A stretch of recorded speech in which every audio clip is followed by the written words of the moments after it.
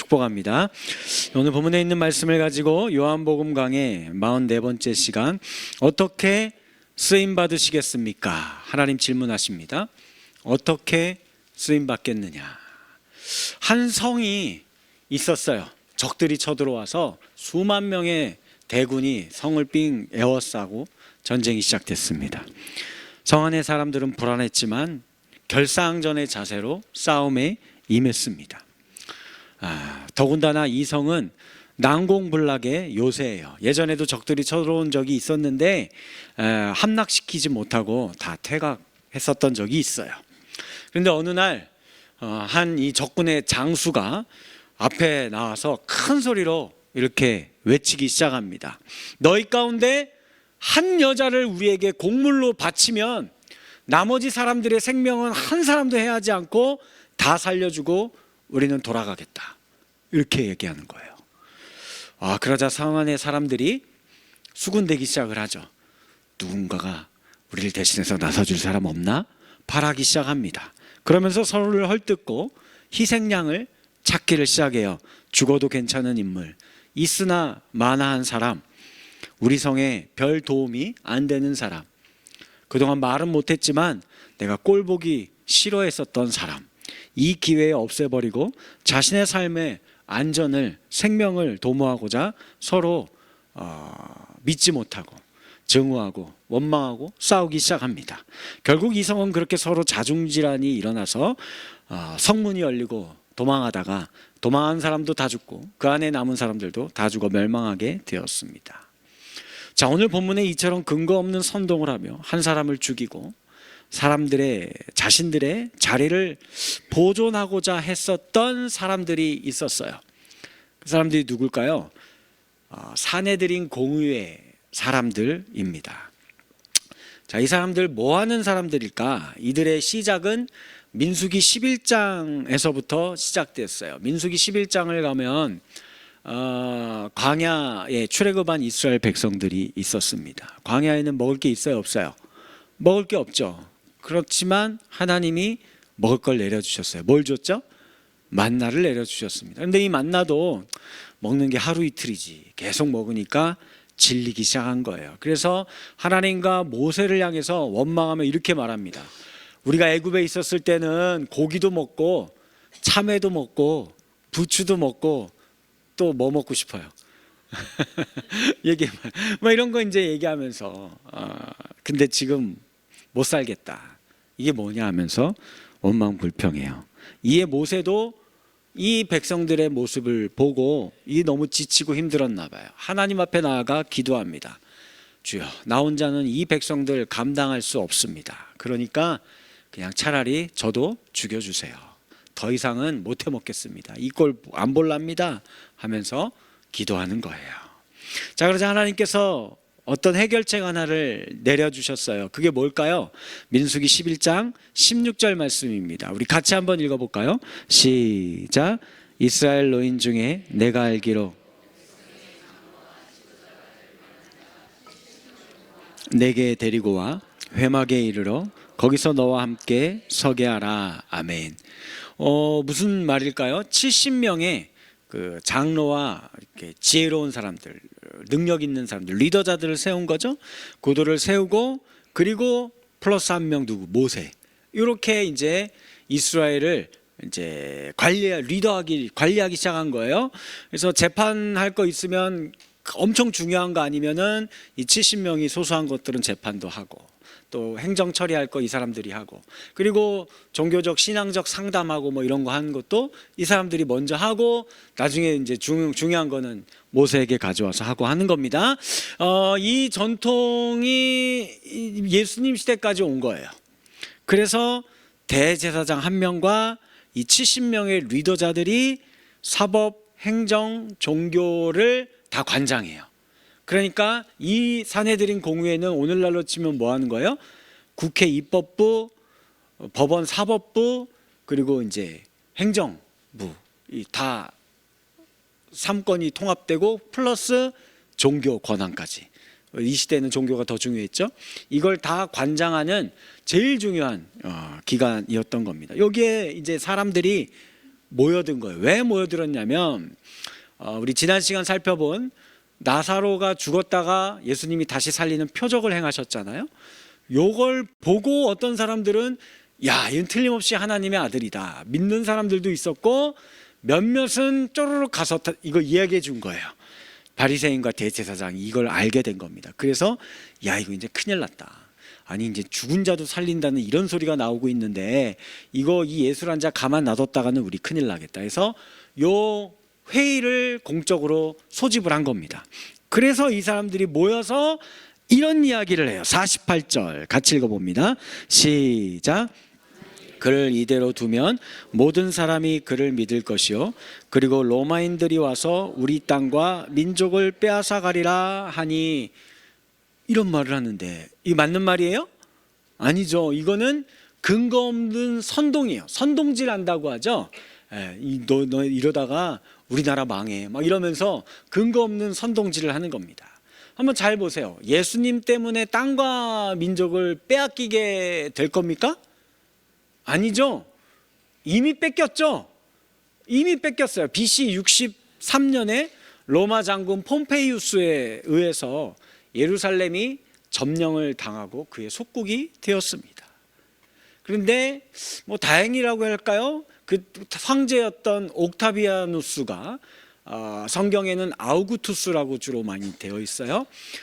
이들에게 자치권은 허락하고 인정해 주었어요. 그러니까 사내들인 공회를 해산시키지 않고 남겨두고, 그리고 대제사장도 그래 그냥 해라, 너네 종교 믿어라 하고 대제사장의 임명권은 근데 이제 황제가 갖고 있는 거예요. 허락을 받아서 이제 임명된 그 제사장이 직무를 보게 된 거예요. 자, 그러니까 실상은 이 사내들인 공회 70명과 대제사장의 명주를 쥐고 있는 건 누굽니까? 로마 황제죠. 로마 황제가 쥐고 있는 거예요. 그러니까 아까 읽었던, 자, 다시 생각해 봐요. 로마인들이 와서 우리 땅을 빼앗아 가리라, 요 말씀이요. 여기 영어 성경에 보면 랜드가 아니에요. 우리 땅 하면은 보통 뭐 대한민국 땅 하면은 대한민국 국토 이런 거 생각하잖아요. 그게 아니라 플레이스라고 되어 있어요. 그러니까 어떤 한 특정한 장소를 이야기하는 거겠죠. 요 특정한 장소를 뺏기게 될 거다라고 얘기하는 거예요. 이거 어디 얘기하는 것 같아요? 어디일까요? 성전이에요. 이게 맞아요. 예루살렘 성전. 예루살렘 성전 이러다가 뺏긴다. 이거 걱정하는 거예요. 이걸 왜 걱정할까요? 예루살렘 성전이 뭐 하는 곳이에요? 대제사장, 사두개인들, 바리새인들 일자리예요. 수입의 근원지입니다. 백성들이 제사를 드리러 올 때 재물을 여기에서 사고 파는 상인들에게 이거 사야 돼요. 그리고 그 일정 부분을 수수료를 누가 가져가요? 성전 관리인 제사장이 가져가고 이 사람들이 가져가는 겁니다. 안 그래도 예전에 일전에 한번 예수님이 성전에 왔다가 여기 사사로이 재물을 자기들 유익을 착복하기 위해서 사고 파는 상인들의 가판을 다 뒤집어 엎어버렸잖아요. 너희들이 강도의 구렬로 만들었다고 하면서. 그래서 안 그래도 그 이후로 수입이 반토막 나서 안 그래도 이 예수 어떻게 없애버릴까 지금 막 눈에 불을 켜고 있는데 이런 일이 또 벌어진 거예요. 그러니 결국 대제사장 가야바가 앞장서서 이 문제의 해결책을 이렇게 이야기합니다. 50절 말씀 우리 같이 한번 읽어봅니다. 50절 시작. 한 사람이 백성을 위하여 죽어서 망하지 않게 되는 것이 너희에게 유익한 줄을 생각하지 아니하는도다. 요 말은 뭔가 되게 멋진 말 같죠? 대의 명분을 위해서 마치 나라와 이 백성을 정말 걱정하고 염려하는 것처럼 보여요. 그런 이야기를 하는데 아니죠. 제가 설명해 드렸죠. 실상은 자기들 요 수입이 줄어들까 봐, 아니면은 일자리 뺏길까 봐, 대제사장직에서 박탈당할까 봐, 사내들인 공회의 이 가장 높은 국회의원 자리, 그 행정부 장관 자리 이거 잃어버릴까 봐 전전긍긍하고 있는 거예요. 그러나 예수님은 이와는 반대의 이야기를 많이 하시죠. 우리가 잘 알고 있는 말씀 중에 마태복음 18장 12절 말씀 우리 같이 한번 읽어볼까요? 시작. 만일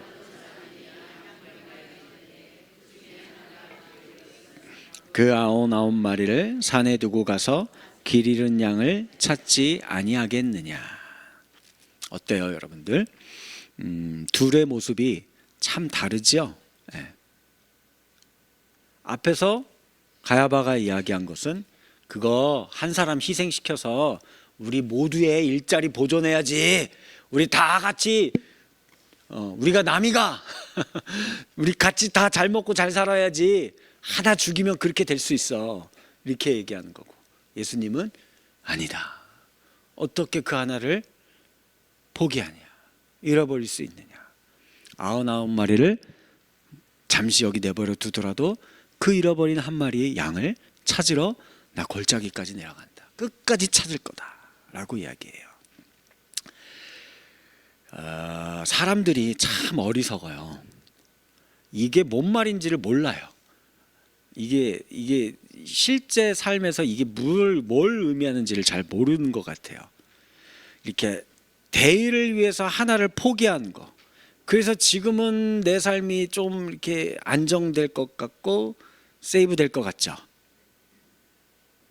번호표가 아직 내 순서가 안 온 겁니다.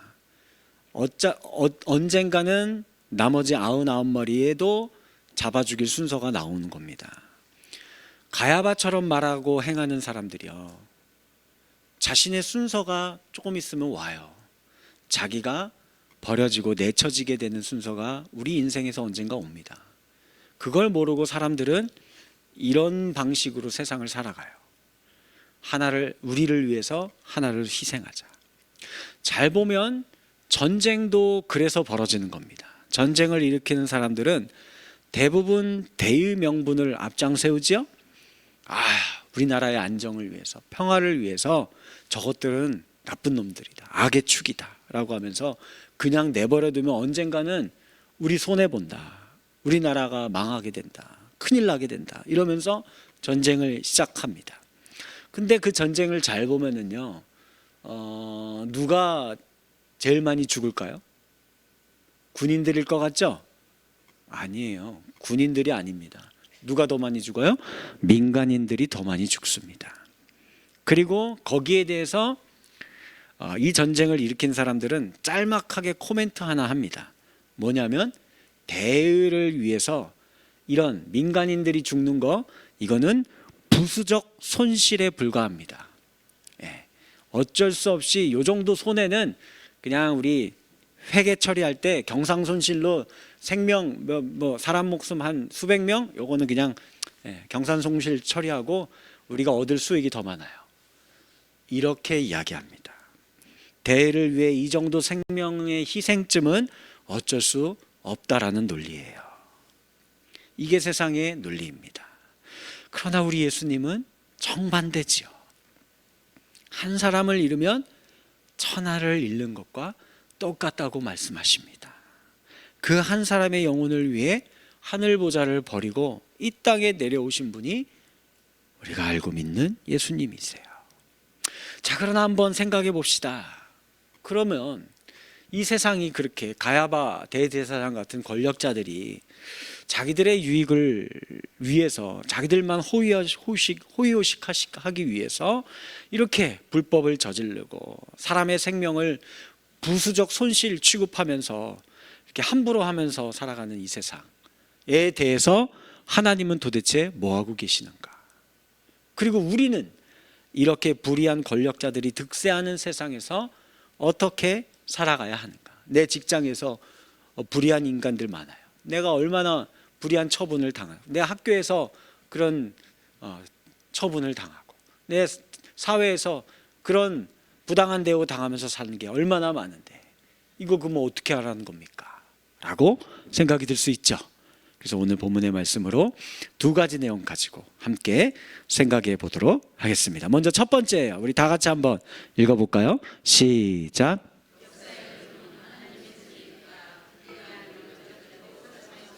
하나님의 뜻을 이루십니다. 역사의 흐름이 하나님의 손에 있어요. 그래서 심지어 불의한 권력자들도 다 이거 하나님이 사용하셔서 하나님의 뜻을 이루십니다. 오늘 50절 말씀 다시 한번 읽어볼까요? 시작.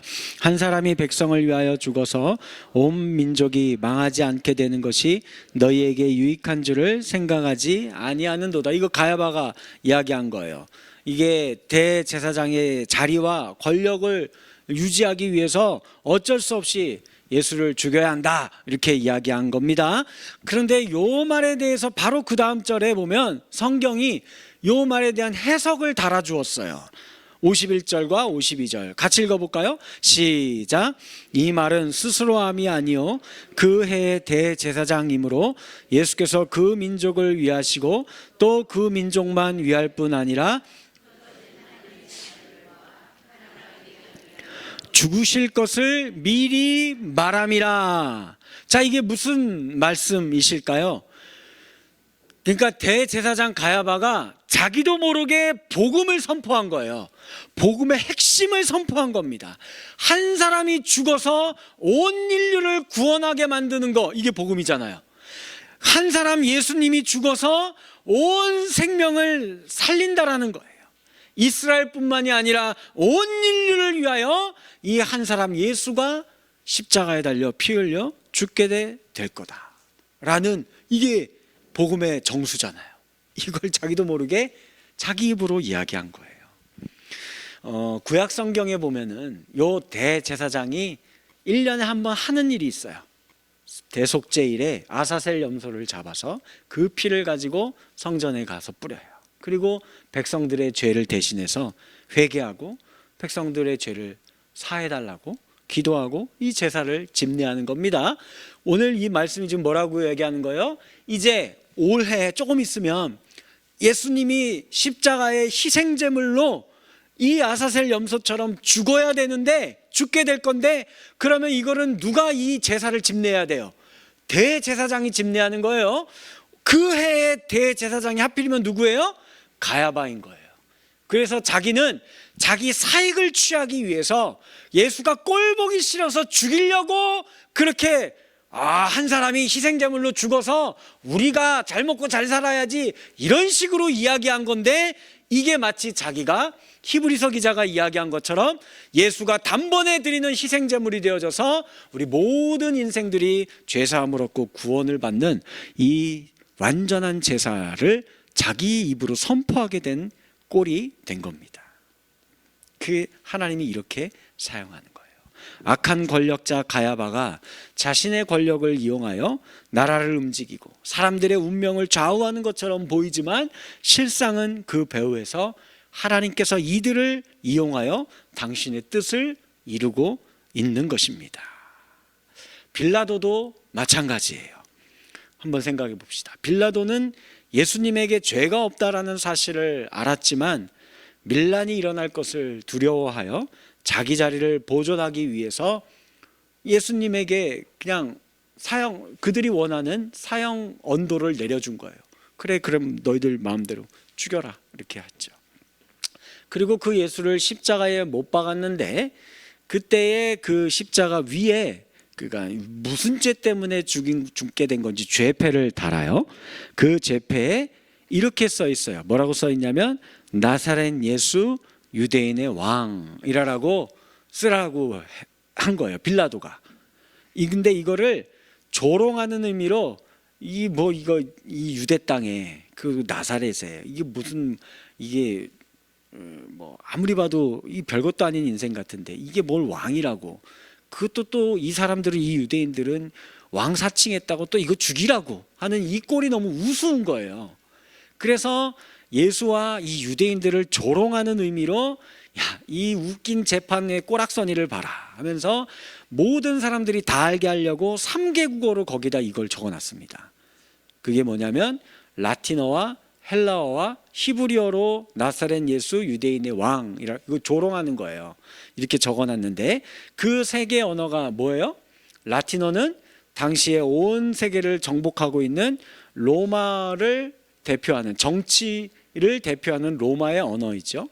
헬라어는요, 당시의 문화를 대표하는 그리스의 언어입니다.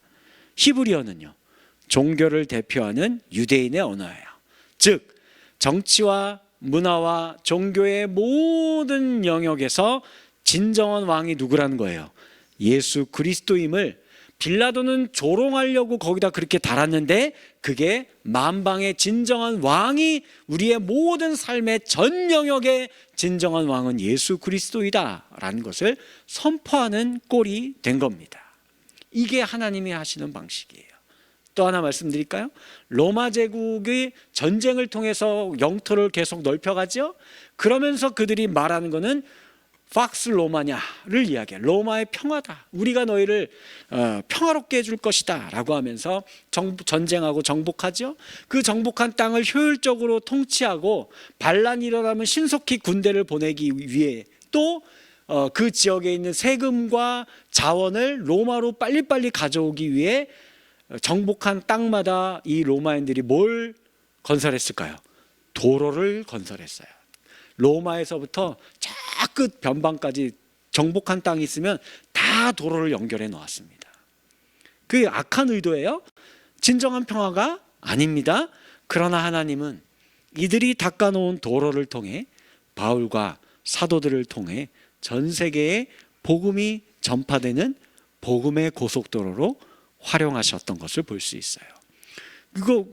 그 먼 데를 다니면서 안전하게 다니고 복음 전파하고 이런 게 쉽지 않거든요. 근데 이 도로를 이용해서 그렇게 했던 겁니다. 이 세상에서 일어나는 모든 일들이 사람에게 달린 것처럼 보입니다. 많은 아니에요. 실상은 이 모든 일이 하나님의 지혜 안에 있다라는 것입니다. 그래서 고린도전서 1장 25절에 보면 이렇게 말씀하세요.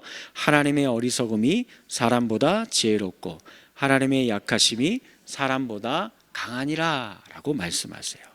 여러분들, 이 세상이 유한한 인간의 지혜와 권세자의 그런 한순간의 그런 결정에 달려 있다면 이 세상은 진짜 우리가 불안해서 살 수가 없을 겁니다.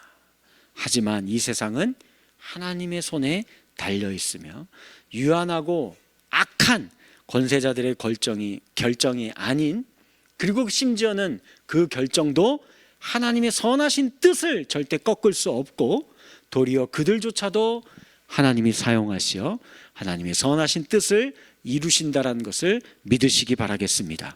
자기 출세에만 눈먼 악한 상관들 때문에 직장에서 인사상 불이익을 당하고 부당한 대우를 받고 계신 분이 계십니까? 그들을 두려워하지 마세요.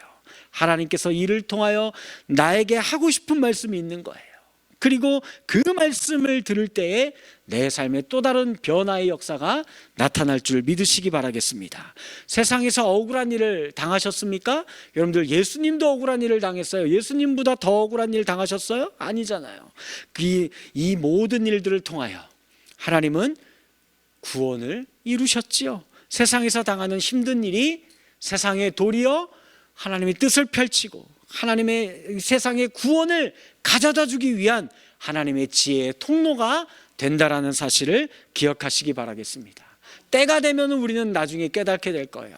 그때 그 일을 통해서 왜 그런 일이 있었는지, 하나님의 뜻이 있었구나, 그리고 하나님의 영광이 오히려 더 드러날 수 있게 된 것이구나 감탄하며 하나님께 영광 올려드리는 날이 오게 될 것입니다. 세상에서는 누가 이 자리에 올라가느냐, 이 결정권자의 자리를 갖느냐, 이걸 갖고 서로 다투고 싸우며 살죠. 누가 대통령이 될 것인가, 누가 기업의 CEO가 총수가 될 것인가, 누가 교단의 총회장 자리에 앉을 것인가, 이걸 갖고 늘 시끄럽게 싸우며 살아가요. 하지만 그들이 어떤 자리에 있든 어떤 결정을 그들이 내리든지 하나님은 오히려 그들을 사용하셔서 하나님께서 태초전부터 계획해 놓으셨던 하나님의 선하신 뜻을 이루고야 마신다라는 사실을 틀림없이 믿을 수 있는 저와 여러분들이 되어지기를 주님의 이름으로 간절히 축원합니다.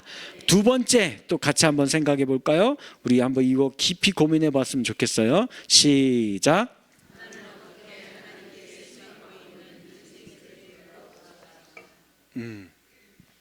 그러면 나는 어떻게 하나님께 쓰임받고 있는가를 여러분들 스스로 꼭 좀 질문해 보셨으면 좋겠습니다. 이 부분에 대한 이해를 돕기 위해 로마서 9장 22절과 23절 말씀을 우리 같이 한번 읽어볼게요. 시작. 만일 하나님이 멸하기로 준비된 진노의 그릇을 오래 참으심으로 관용하시고 또한 영광 받기로 예비하신 바 긍휼의 그릇에 대하여 그 영광의 풍성함을 알게 하고자 하셨을지라도 무슨 말을 하리요. 어려운 말씀이죠. 무슨 말씀인지 잘 이해하기 쉽지는 않아요. 제가 한번 이렇게 설명드려 볼게요. 하나님 나라에는 하나님이 사용하시는 그릇이 있대요. 이게 다 우리예요. 우리가 다 그릇이에요. 다양해요. 다 달라요. 금그릇도 있고 은그릇도 있고 질그릇도 있고 나무 그릇도 있고 다 다릅니다. 그런데 요거를 아까 읽은 말씀에 보면은 크게 두 종류의 그릇으로 나뉘게 된대요. 뭐냐면 첫 번째는 귀 쓰는 그릇이 있고 두 번째는 천이 쓰이는 그릇이 있다. 이렇게 나뉘어요. 자, 그럼 여기서 귀 쓰는 그릇이란 어떤 그릇일까요? 금수저 타고 태어난 그릇? 금그릇? 아니에요. 그런 재질 얘기하는 게 아니에요. 뭐 그릇이 크고 번쩍번쩍 빛나고 아름답고 이런 개념이 아닙니다. 자, 보시면 한번 띄워주실래요? 귀 쓰는 그릇은 하나님의 뜻을 알고 그 뜻에 순종함으로 사용되어지는 그릇이에요. 잘 기억해 보세요. 귀 쓰는 그릇은 이게 하나님의 뜻이구나. 그럼 내가 그 뜻에 순종해야지 해서 쓰임받는 그릇이에요. 그러면 반대로 천이 쓰는 그릇은 뭘까요? 하나님의 뜻 관심 없어요. 알아도 순종 안 해요. 그리고 원치 않는 자기 하고 싶은 악행을 저지르면서 사는데 그것도 쓰는 거예요. 이해됐어요? 그러니까 세상에 있는 모든 그릇들은요, 모든 인생들은 다 하나님께 쓰임 받습니다. 하나님 손에 있다라는 거예요. 그런데 둘 중에 하나라는 거예요. 그 뜻을 알아서 순종하며 귀 쓰임 받든가, 그 뜻에 관심도 없고 알아도 순종하기 싫고 내가 하고 싶은 대로 살면서 천이 쓰임 받는 인생이 있다라는 겁니다. 자, 그리고 귀 쓰는 그릇에 대해서는 긍휼의 그릇이라고 이야기하고 천이 쓰는 그릇에 대해서는 진노의 그릇이라고 이야기해요. 이렇게 순종함으로 귀 쓰임 받는 그릇은 주의 긍휼하심을 입어요. 그래서 주의 영광을 드러내는 도구가 됩니다. 그러나 천이 쓰는 그릇은 하나님이 오늘의 가야바 같은 인생이에요. 그걸 통해서 하나님의 주의 뜻을 이루시지만 그러나 그 끝은 심판과 진노로 끝나요. 버림받게 되는 심판과 진노의 그릇으로 끝나는 거예요. 자, 이제 질문. 여러분들은 어떤 그릇으로 쓰임받고 싶으십니까? 이걸 오늘 계속 스스로 되뇌이고 질문해 보세요. 당연히 귀 쓰임받는 그릇이고 싶겠죠. 누가 천이 쓰임받는 가야바 같은 자가 되기를 원합니까? 아무도 그렇게 생각 안 할 거예요. 그러면 그 다음 생각해 봅시다. 그 가야바와 저와 여러분들이 뭐가 다를까요? 우리는 하나님 잘 믿는 사람이고 가야바 이 사람은 하나님 잘 믿지도 않았을 거 아니에요. 그럴까요? 아니죠. 가야바야말로 하나님에 대해서 저와 여러분들보다 더 잘 알고 있을 거예요. 최소한 구약 성경에 대해서는.